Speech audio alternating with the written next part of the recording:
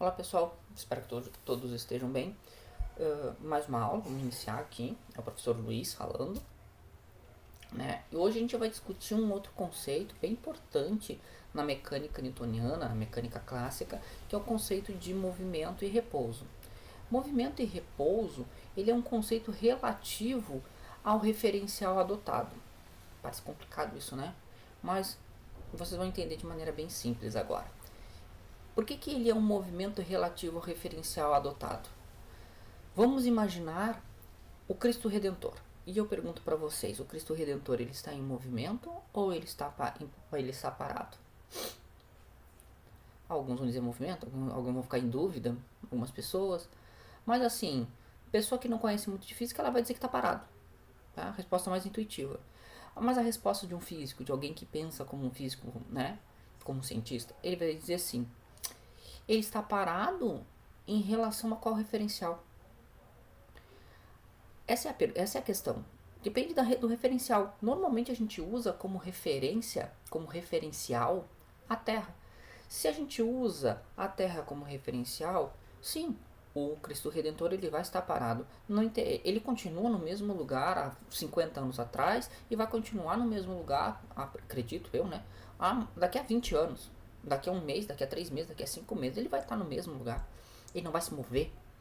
Então a gente tem um endereço fixo dele ali. Então, usando o referencial Terra, ele está parado. O Cristo Redentor está parado. Agora vamos exercitar um pouquinho nossa imaginação e vamos pensar assim, vamos para fora do nosso planeta e vamos dizer que a gente tem algum equipamento que a gente consiga observar o Cristo Redentor. E eu pergunto para vocês, o Cristo Redentor ele continua em repouso? Ou agora ele está se movimentando? A resposta é, agora ele está se movimentando. Por quê? Porque agora o referencial não é mais a Terra. O referencial agora é o ponto onde tu está lá no espaço. Tu está utilizando aquele ponto no espaço como referência para te observar o Cristo Redentor. E aí tu vai ver o Cristo Redentor se movendo. Se movendo de que maneira? A Terra tem um movimento dela de rotação, que ela gira no mesmo eixo, no eixo dela, né, no seu próprio eixo, e também tem o de translação, que é um movimento que ela executa ao redor do Sol. Então, se a gente conseguir observar o Cristo Redentor, a gente vai ver esse movimento, o Cristo Redentor se movimentando. Então, esses conceitos eles são bem importantes de movimento e de repouso, porque o conceito central, na verdade, o principal que dá sentido a todos os outros conceitos é o conceito de referencial, que eu vou deixar um cardzinho aqui para vocês verem a primeira aula, onde eu tratei sobre referencial e trajetória, tá? Então, se a gente tem um referencial, a gente consegue dizer se os outros objetos estão em movimento em relação a esse referencial. Se a gente muda o comportamento dos outros corpos que a gente está estudando, seja qualquer um deles, como eu dei o exemplo do Cristo Redentor. Se a gente usa o referencial da Terra, ele está parado. Se a gente usa o referencial no espaço, ele está em movimento.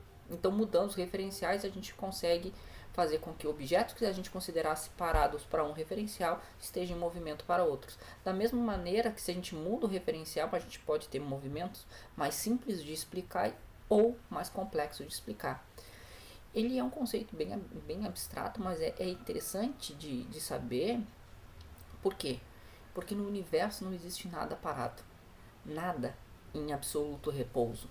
Não existe um ponto, nada, na física em si, não encontrou nenhum ponto no universo, na cosmologia, e nada em absoluto que esteja parado em relação a todo o resto.